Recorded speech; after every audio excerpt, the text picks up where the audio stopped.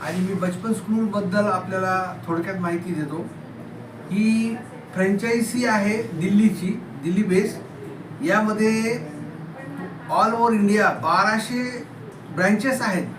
400 सिटीजमध्ये हे ब्रँचेस आहेत आणि कमीत कमी अंदाजे 2 लाख मुलं शिक्षण घेत आहेत. ही संस्था मागच्या 20 वर्षापासून कार्यरत आहे.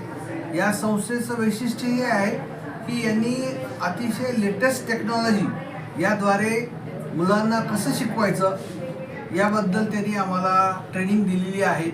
आणि यामध्ये जसं फॉर एक्झाम्पल जसं आम्ही आता तुम्हाला दाखवलं ॲडिओ रूम, यामध्ये प्रत्येक क्लासच्या प्रत्येक पुस्तकाचं प्रत्येक पेज हे डिस्प्ले केलं जातं आणि त्याद्वारे मुलांना शिकवलं जातं, जेणेकरून त्यांना डोळ्याने बघून आणि ऐकून त्यांना एक प्रकारचा ऑडिओ व्हिडिओ जे इम्पॅक्ट म्हणतो जे की त्यांना बऱ्याच दिवसापर्यंत लक्षात राहतं. कारण लहान मुलांची स्मरणशक्ती फार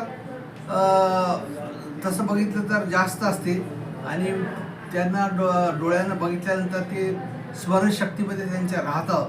म्हणून ऑडिओ व्हिडिओचं फार मोठं योगदान शिक्षणात आहे.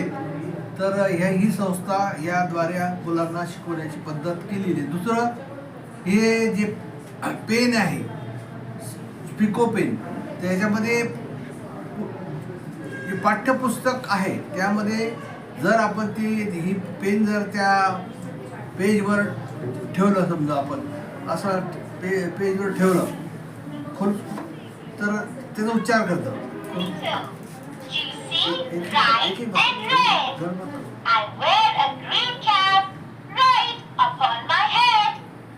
आता याद्वारे असं मुलांना कुठल्याही गोष्टीचा उच्चार कसा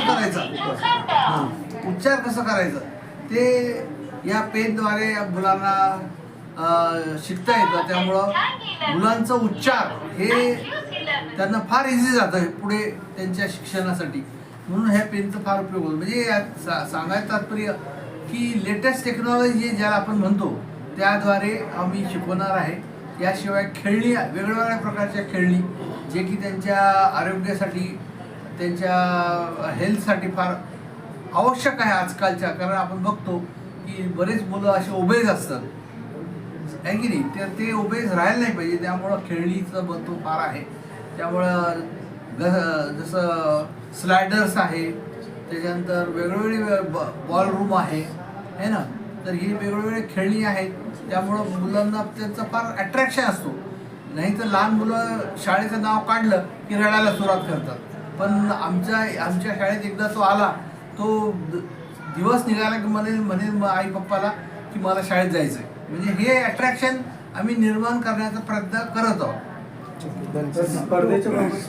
स्पर्धेच्या बाबतीमध्ये उद्या म्हणजे 15 तारखेला सकाळी 9 ते 11 या वेळेमध्ये आम्ही एक स्पर्धेचं आयोजन केलेलं आहे, सुदृढ बालक स्पर्धा. यामध्ये जे पेडियाट्रिशियन आहे ते मुलांची तपासणी करणार आहेत, जसं हाईट, वेट आणि मग त्यांची आरोग्य तपासणी, डोळे तपासणे, कान तपासणे, त्यांचं वजन बरोबर आहे की नाही,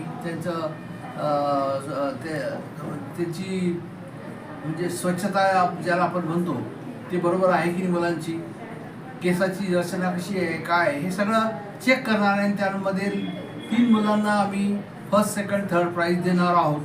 आणि प्रत्येक मुलांना काही ना काही भेटवस्तू पण आम्ही देणार आहोत, जेणेकरून की त्या मुलांचं आरोग्याची काळजी घेण्यात येईल. याशिवाय जे पेडियाट्रिशियन आहेत ते मुलांना आणि त्यांच्या पॅरेंट्सना मुलांना कसं त्यांच्या आरोग्याची